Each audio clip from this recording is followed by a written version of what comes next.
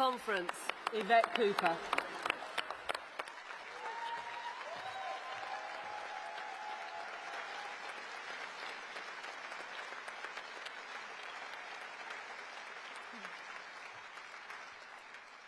Thank you, Conference.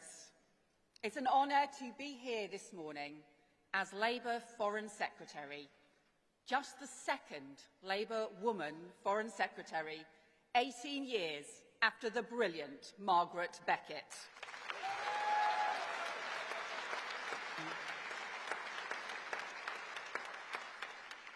And you know, 15 years ago, when I was Labour's shadow Foreign Secretary, the last world leader I met in that role was President Abbas in East Jerusalem. And 15 years on, the first world leader I met as Foreign Secretary was President Abbas in London. And the tragedy? We talked about the same things: the need for peace, the need for two states, the need for reform, and yet not only has so little changed, so much has got worse. Because, Conference, for many decades, the UK has pledged support for a two-state solution in the Middle East, but only recognised one of those states until now. And 7 days ago, I stood in the Great Chamber of the United Nations in New York, beneath the UN symbol of peace, to confirm the historic decision of the United Kingdom to recognise the State of Palestine.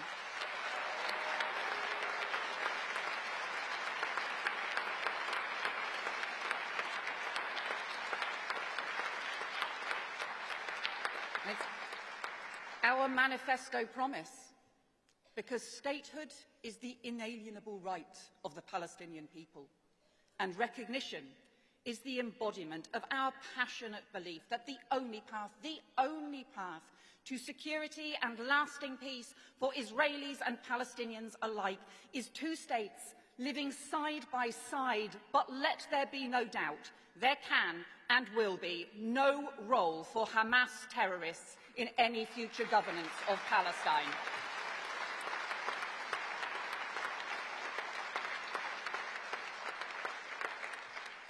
But this is a moment the world must seize.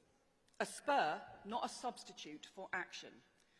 Because this summer's historic recognition decisions by the UK, France, Canada, Australia, Portugal and more, joining 150 states across the world, has been part of a crucial international process, where every state in the Arab League for the first time has now joined with the Palestinian Authority in the condemnation of Hamas for those barbaric attacks on October the 7th and the demand for them to relinquish all power in Gaza, and where Britain has joined with partners from across the globe, from the US to the Arab world, from Europe to the global south, working on practical frameworks and plans, not just for ceasefire, but for a just and lasting peace with two states at the heart. And at the United Nations last week, I saw a growing determination from countries across the globe that this intolerable suffering must end for children facing starvation while Israeli forces block food at the border, for the hostages and their families in anguish, a Gaza without Hamas, a Gaza without hunger, a Gaza rebuilt for the Palestinian people.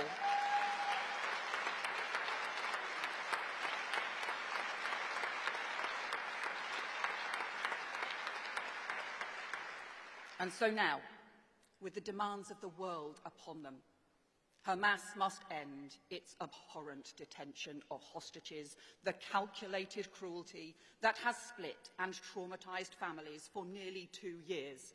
And the Israeli government must end the moral obscenity of this campaign that has seen food, water and medicine denied, and an unconscionable loss of human life, because Palestinian civilians should not have to go another day in fear and hunger. The hostages should not have to live another day in the darkness of captivity. No family should endure another loss. Enough is enough. The moment cannot be lost. The time for peace is now.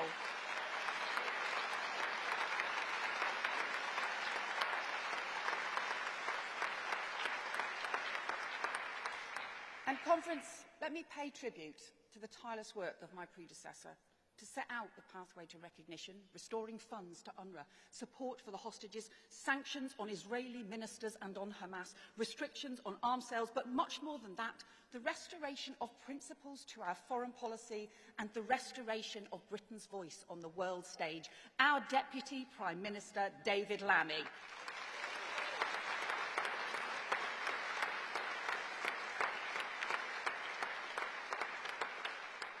But you know, Conference, we spent 14 years in opposition, watching powerless as successive Tory governments trashed our reputation abroad, undermining investment and trade, shouting at friends and allies, and in 14 short months of Labour government, here's what we've worked to rebuild. 3 new trade deals with India, the US and the EU to boost jobs and investment here at home, a transformed relationship with Europe on security and defence, an ever stronger special relationship with the US, a new strategic approach on China, an unprecedented migration deal with France, sanctions on Russian oligarchs, action against Iran to prevent nuclear proliferation, growth and development partnerships with the Global South, a new global clean power alliance to boost green energy, and thanks to the tireless leadership of our Prime Minister, Keir Starmer, the restoration of trust and credibility in Britain's role abroad so that we can deliver for the British people at home.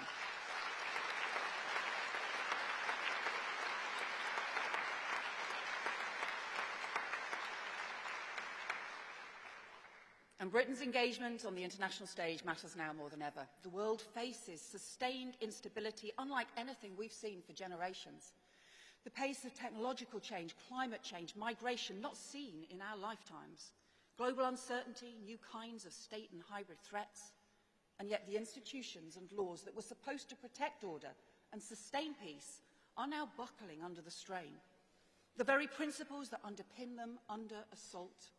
The rule of law, respect for sovereignty and borders, respect for our common humanity, and for our shared obligation to fight poverty and persecution. All those values so precious to us now being undermined, but values that it falls to us to defend. Not just Labour values, core British values. Because our flag stands for something, and we know that global challenges won't be solved if we wait till they land on our own doorstep. From climate change to economic security, we need action worldwide to tackle our problems here at home. Nowhere is that more true than on migration. Where dangerous smuggling and trafficking gangs operate across borders, then governments need to cooperate across borders to bring them down. And when we fail to work internationally on the causes of migration or border controls, more people make perilous journeys and confidence in the whole system is lost. And that is why we will work globally on new returns agreements and returns hubs so that rules can be enforced. We will work with international partners to tackle the causes and manage support for refugees. And we've doubled support for Sudan, where millions are fleeing violence and famine. And we will provide new help for Rohingya refugees in Bangladesh who have fled persecution in Myanmar.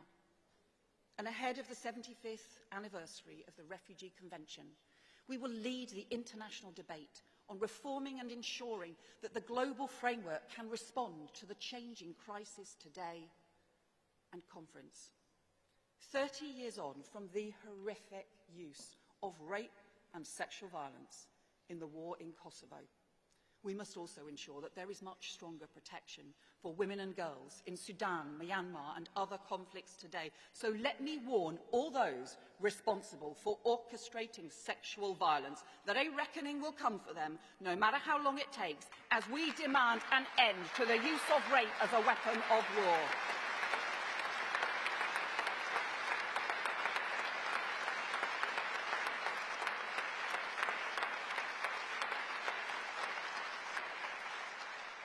And I am proud that this government, this Labour government, has pledged to tackle the national emergency of violence against women and girls, taken forward now by Jess Phillips and Shabana Mahmood. And I am determined that we now put that global emergency on violence against women and girls at the heart of our foreign policy too, because everyone has the right to live in freedom from fear.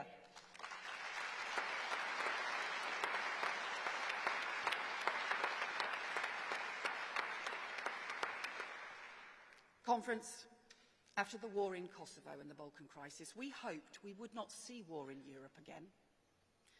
But 2 weeks ago, in the beautiful European city of Kyiv, I met up with 2 Ukrainian teenagers. They are brilliant ballroom dancers. They've won international prizes. And when Putin's troops first invaded their country, they escaped with their mums and came to live with us in Castleford. They practiced at the Airedale Methodist Hall. They even gave Ed a few post-Strictly tips. And last summer, they returned home. They train by day, but at night when the sirens go, like countless other families, they have to decide whether to sleep in the hallway or in the basement to hide from drones.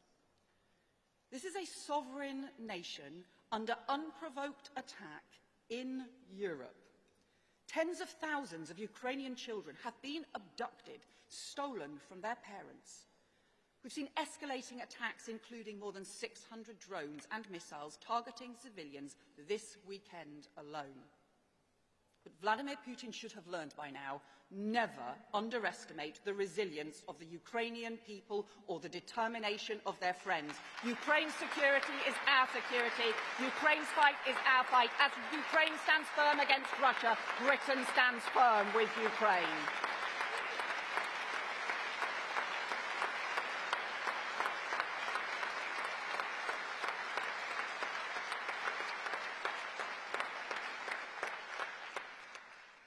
But you know, where President Zelensky and President Trump have called for talks on peace, Putin has sought only to escalate war.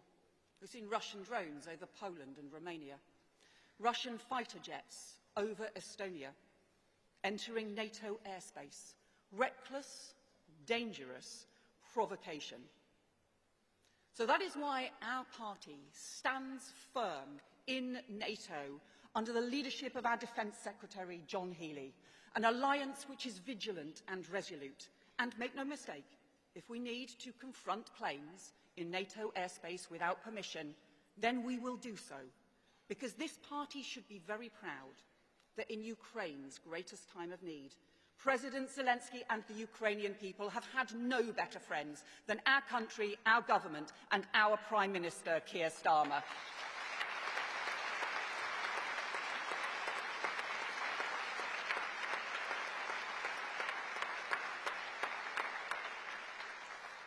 But there is a choice between a Labour foreign policy rooted in our belief that strength at home depends on our partnerships abroad and whatever chaotic right-wing ideology we end up facing at the next election, with politicians who are happy for us to surrender our national interests or slide into isolation.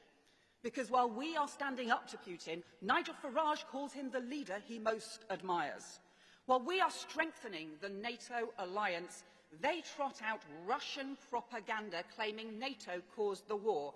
And while we opened our hearts and our homes to Ukrainian children, their policy is to turn them away. While we do new trade deals underpinned by international law, they want to rip up those rules and lose the jobs and investment we need. And while we work together to renew Britain, they tour the world seeking every opportunity to run our country down. Because unlike the plastic patriots in Reform, we in Labour are proud to be British, proud of our values, and we know what our flag really means. Ask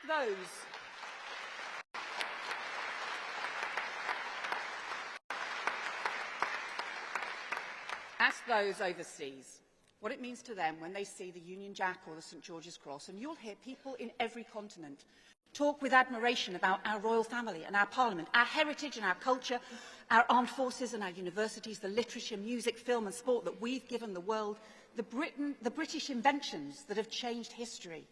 But even more than that, they will tell you that our flags stand for justice, for fairness, for tolerance and for decency. A flag on the side of an army truck that's meant the difference between life and death for people facing massacre in Sierra Leone or Kosovo. A flag on the side of a crate that's brought vaccines and medicine, food and water to those in desperate need. And a flag on the diplomatic table that means a trading partner you can trust and an ally who will never let you down. That is what our flag means to our friends around the world, the way our country comes together and not divided. And if anyone doesn't believe that, just think back 6 years to when the England's men's football team played a qualifying match in Kosovo and the players lined up for the national anthems.